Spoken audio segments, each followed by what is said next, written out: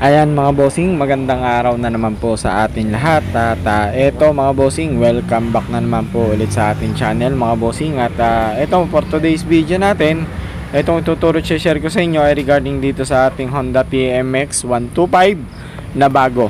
So alam naman natin mga bossing na yung ating mga bagong labas na Honda TMX ay walang switch ang kanilang mga headlight. Ayan, so si customer ay dumating dito at ang gusto niya mangyari ay lagyan ng switch yung kanyang headlight. Kahit lang yung headlight daw yung ating lagyan ng switch. Okay, so kung gusto mo matutunan itong ating videong gagawin sa araw na to, ayan, so kung hindi ka pa subscriber ng ating channel, ayan, so please subscribe po sa ating channel at pakihit mo na rin yung ating notification bell para maging updated ka sa ating mga susunod na video na maaaring maging basihan or maging makatulong sa iyo sa iyong pagde-DIY. Okay?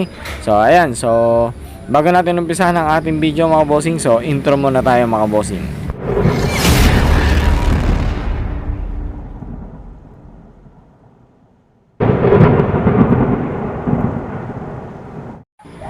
Okay, so ayun na, ikaw ba ay isang owner ng Honda TMX 125?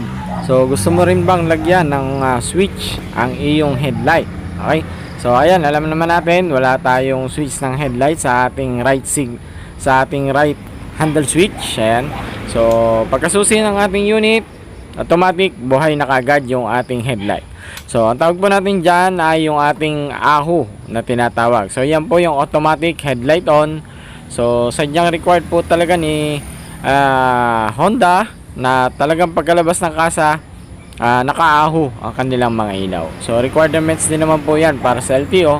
So yun lang, tayo mga Pinoy syempre, gaya ng customer natin, so gusto niya ay lagyan ng switch ang kanyang headlight. So ayaw niya ng laging nakabukas daw yung kanyang headlight. So ang gagawin natin mga bossing ay papatayin natin at lalagyan natin ng switch yung kanyang headlight at isasama na rin natin yung kanyang park light. Okay, so ayan, wag na natin patagalin yung ating video at ituturo at share ko na agad sa inyo kung paano natin lalagyan ng switch ang ating headlight. So dito sa dinala ni customer kasi ay yung kanyang switch na on off lang. So wala pa siyang dala kasi yung kanyang in order na right handle switch na may switch ang kanyang headlight ay hindi pa dumadating. So medyo mainipin si customer, so ang gusto niyang gawin ay yung kahit yung on off lang. So yun ang ginawa natin at ayan, umpisahan natin mga bossing ha. Tanggalin natin yung 2 tornilyo ng ating headlight. Ayan, so ganyan lang siya tanggalin mga bossing, madali lang. 2 tornilyo lang sa ilalim. At ito yung switch na sinasabi ko sa inyo mga bossing, on off switch lang yung dala ni boss. So hindi ko to required, kaya lang yun yung gusto ni customer na yan na lang daw muna yung gamitin habang hindi pa dumadating yung kanyang switch. So ang ginawa ko na lang ay pinalitan ko na lang ng wire na medyo makapal, kasi yung kasamang wire ng ganitong switch ay medyo maliit. So possible na kapag medyo nagtagal na buhay yung headlight ay possible din na medyo mag-init yung wire. So ang ginawa ko, pinalitan ko na lang ng wire na medyo makapal, so para magamit natin at masunod natin yung gusto ng ating customer. So pagbalik na lang daw niya at pagdating ng kanya switch saka namin palitan. Okay, so dito sa loob ng ating headlight, hahanapin nyo lang mga bossing yung ating socket na kulay brown. Ayan mga bossing, ito yung ating socket na kulay brown. So yan lang yung hahanapin nyo. Yan po ay ang isang way po nyan ay papunta dito sa ating left handle switch harness. Ayan, ito yan mga bossing. At ito naman yung kabila, papunta sa harness natin, papunta sa ibaba. Okay, so ang gagawin nyo lang mga bossing, itong ating kulay blue na may lining na white na papunta doon sa ating left handle switch ay tatanggalin po natin, huhugutin natin doon sa mismong socket. Ayan, so parehong kulay blue na may lining na white yan mga bossing, so parehas natin siyang huhugutin.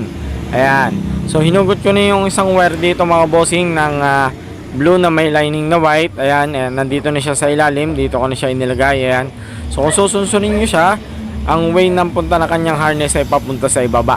So ibig sabihin yan yung main line ng ating harness. At ito pa isa mga bossing, so di ba sabi ko sa inyo isasama na yung part light.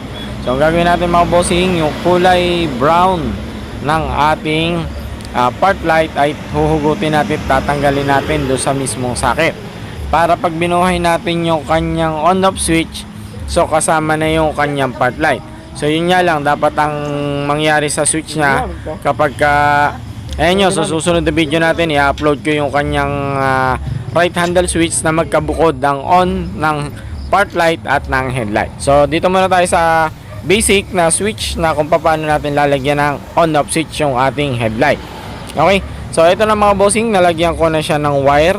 So ito mga bossing, hawak kong ito po yung galing dun sa ating on-off switch. Okay, so kahit magkabaliktad dyan, walang problema mga bossing, okay lang. So dito ko itinap yung isang paa ng ating on-off switch mga bossing sa kulay blue na may lining na white, na kung saan yan po ay papunta doon sa ating left handle switch, at ang isang wire mga bossing ay papunta naman dito sa ating part light sa kulay brown wire ng socket. So hinugot ko siya mga bossing doon sa mismong socket at itinap ko siya at isinama ko dito sa kulay blue na may lining na white. So yung isa namang kulay blue na may lining na white, na kung saan galing doon sa harness, ay doon ko naman inilagay yun mga bossing sa isang paa ng ating on-off switch. Okay, so mangyayari lang dyan, pagbubukutin nyo lang yung dalawang blue na may lining na white, so lalagyan nyo lang siya ng isang pinakatulay, yung pinaka mismong on-off switch. So parang pinutol nyo lang siya at inilagay nyo yung dalawang paa ng ating on-off switch. Yun nga lang, yung papunta ng ating wire na kung saan papunta sa ating left handle switch, ay nilagyan ko pa na isang wire papunta naman doon sa kanyang part light, para pag binuhay natin yung ating on-off switch, so kasama na yung pagbuhay ng part light doon sa kanyang headlight. So ito naman pansamantala lang, so ito lang yung gusto mangyari ni bossing, kaya sinunod natin. So sa susunod na video natin, gagawa naman natin ng tutorial is kung paano natin lalagyan ng right handle switch. Okay, so pansamantala lang ito mga bossing. So gustong maglagay ng DIY ng kanilang headlight, murang halaga at safe na paglalagay ng switch. Okay, so ito mga bossing, ayan, hindi natin siya dito inilagay kasi ayaw ni boss na lagyan natin ng butas. So dito na lang natin inilagay yung kanyang switch. So hindi siya pang matagalan. So yun nga, wait natin yung pagbalik niya at gawin ulit natin ng video kapag dumating yung kanyang right handle switch.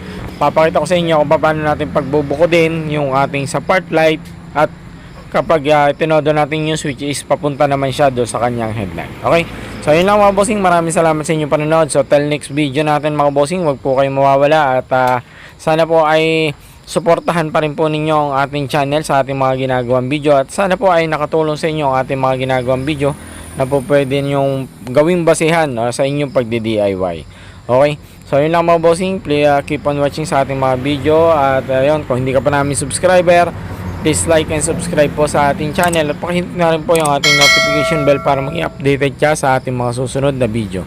Okay, so yun lang mga bossing, meron din po tayo, paalala ko lang po, meron din po tayong FB page mga bossing. Kung meron po kayong katanungan sa inyong mga unit na medyo nahihirapan po kayo, pwede po kayong mag-direct message sa atin sa ating FB page. Ayan, so sumasagot din po ako ng mga inquiries dyan mga bossing. Kung medyo malayo yung inyong area, dun sa area natin dito sa Batangas, ayan. So yun lang mga bossing, maraming salamat. So message lang po kayo sa amin ha. God bless mga bossing, and ayun, ride safe po sa atin lahat.